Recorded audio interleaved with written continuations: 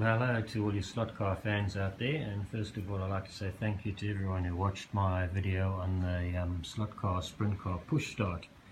I've had a lot of you have asked where to get these sprint cars from or how to make them. So today I'm going to attempt to try and make a video and give you some idea on how to put these cars together. They're part kit formed and partly self-built. It's not an easy task and you will need to be fairly mechanical minded. These are some of the tools you're going to need: a set of pliers, hopefully a set of grips, a 2mm Allen key to assemble the car, and a 1mm Allen key to assemble the car. You'll need some super glue, a reasonably decent soldering iron, a battery drill, any other drilling machine, but the battery one being lighter with a slow speed is better, and you will need a 1mm drill bit. You will also need a length of 1mm brazing wire. Now these come in quite long lengths, that's all I've got left at the moment, but it's about a 1mm diameter. You'll need a drill the same size, and it's what they use for welding and brazing, and they come in a fairly long length. You'll need most of the length to build one car. The kits themselves I got from a place called Sprints Plus in America. If you search that on the internet, it'll soon come up and you'll see images of some very well built sprint cars on there, much better than what I can do. Inside the kit you'll find everything you need to build a basic running car.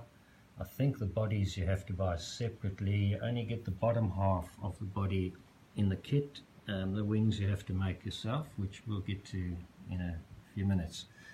The bodies come in clear plastic. This is not a sprint car body, but they come clear like that, and we paint them from the inside. You can use either the acrylic type water-based paint or oil paint.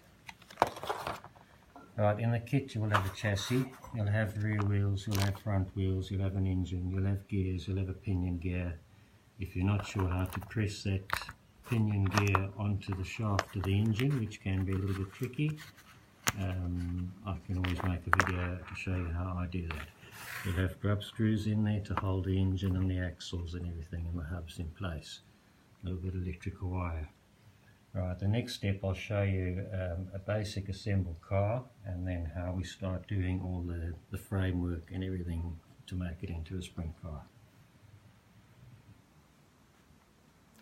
Okay, so let's take a look at how this car goes together and what it looks like underneath when you've assembled the bits of pieces that you got in the kit, all your engine and everything as a running car. Now, I'll just show you before I pull this cage off. I've taken the top wings off, how this framework locates. What I've done with these down posts, you make them long enough and then just make 4 holes in the top of the body around the driving area, and those posts will go in and make them so that they fit nice and tight. And then you can just pop them out and you can see the holes in the top there that they go into, and once that's in nice in there, it should stay in. The body's just held on with little side clips that you should get in your kit. They just pop out, and that is the only part of the body that you get in the kits. We'll get to how to make the wings. I have seen kits available for wings that you just stick together, but it's pretty easy to make your own. If you work on your own slot cars and build your own slot cars, then you shouldn't have any hassle putting this together, especially this part of the kit. If you do your own stuff, then you should be able to put this basic kit together as a running car within 30 minutes. I can do them in about 15 minutes to a running vehicle, except for all the bar work that takes a lot longer. To build me the complete sprint car takes me about a whole day. First one I did took 2 days, but I've got them down to a bit quicker now and found shortcuts. Okay, so there's the basic kit put together that you got in the bag. You've got your motor in, your back axle in. There's a couple of special little bushes that go into the chassis that the back axle run through, but it's all pretty self-explanatory and fairly easy to work out. If you find that your guide sticks in your groove in your track, these guides are quite big from standard when they come new. You may need to cut it down or file it down a bit on the edges depending on what groove on the track you're running in. Now, before you put this kit together and stick all the wheels and everything in, it's a good idea to start doing some of the prep for the bar work to go into. If we have a look here just by the front axle, there's a hole located, I'll show you on the other chassis. What I did is I drilled the 1mm hole, the same as the brazing wire you're using to make the framework. One just in front of that axle hole and one just behind. And then in the back you want one just behind the rear axle locating hole, and that's going to be for your rear nerf bar. So going back to the one with the bar work, we'll start with the side nerf bars. They've located in that little hole, as I showed you, that you'd make behind the front axle. You can then just run them around as a one piece rather than make two separate ones like I used to. If you bend them nicely, you can keep it one piece and then just tuck them in. You need to just bend the ends over like that so they go into the holes. You can solder them into the holes to hold them, or if they fit nice and tight they generally stay in, but a bit of solder in there to keep them in is a good idea. The front nerf bar is fairly standard, easy. It's just a one piece bar to the front, across and back, and then that was going to locate the same into the holes that you made for in front of the axle. The rear nerf bar is a little bit more complicated because they're a two piece, and then you have to have the little push brace bar bit on the back, but you're going to locate into the hole I showed you. You can even make two holes for each bar, so make them nice and tight and make it fit better.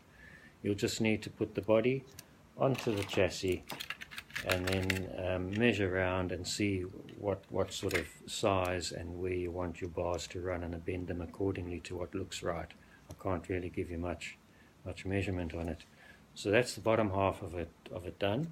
We'll move on to how we do the top bit of the cage now.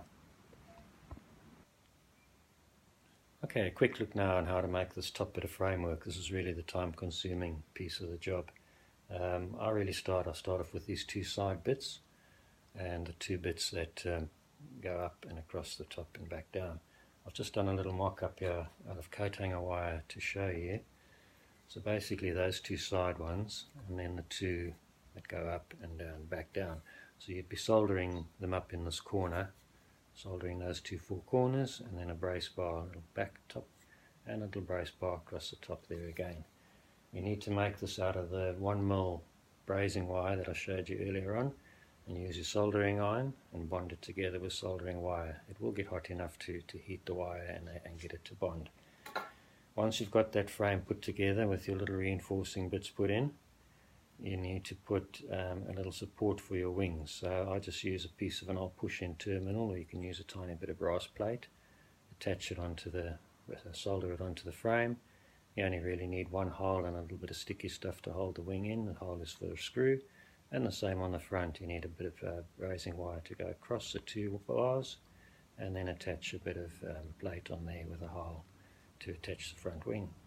Okay, so that's basically that. Hopefully you understand that and you can sort of follow that. It's hard for me to give you measurements on these things, but I'll just pop a couple of these wires off and go through it roughly. On these front bars, this is all going to be in millimetre, I work in metric. The front bar you want about a 60 to a 65mm run up, and then across the top you want about 20mm, and then back down the back end you want about 50mm. On the center ones you want about 35mm height, and you need to go narrower than the flat bit on the other bars, otherwise you won't get a perfect square. So they need to be about 18mm across, and then the same back down. So two of them to get you started. Onto the wings. The wings, you can buy wing kits, I've seen them for sale, but it's just as easy to make your own. All you need is a bit of old recyclable material that you sort of throw in the recycle bin every day. This is the remains of an old cake box lid, and just cut it out. Start off with two side plates. You need to just look at the car and look at pictures of sprint cars to get an idea of proportion of size.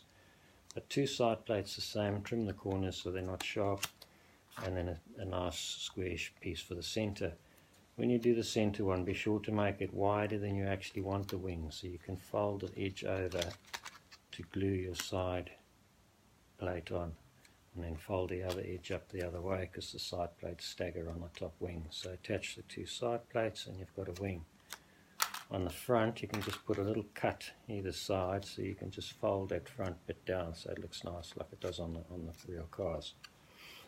On the front wings, pretty much the same principle, but made on a much smaller scale. The end plates don't stagger, they sit the same height, and they tend to have that little leading edge cut on them. Again, have a look at a picture or go to the track and see some real cars, and just look at your car and see what looks right in proportion to the car. Okay, so hopefully that has helped you quite a bit, and we'll just take a quick look at putting the car back together. Right, so we've put the body back on the chassis, you've done your framework, you're happy with it, it's all soldered together, you've done your top bit, you've put your wings on. Don't forget to make a little hole in the top of the wing before you paint them up and everything to go into the little lug that you've got underneath. I'll just use one screw and then a bit of sticky stuff, blue tack, to hold it to stop the wing from twisting and turning. They look fragile, but they actually stay together quite well on the track. So then that's going to go through in the holes that you made in your body, push it down so it fits nice and tight and snug, and there you have one 32 scale slot car to run on a slot car track. Hope that helps you. They're not easy to build. If you're the sort of person who doesn't work on your own slot cars and you get other people to fix them, then you're probably better off looking for a complete car for sale. I have seen them for sale as complete. They're quite expensive, but they are very nicely built, a lot better than what I can do. But if you, as I say, if you're a bit of a tinkerer and you're mechanically minded, you should be fine. Give it a go, it's well worth it. Thanks for watching.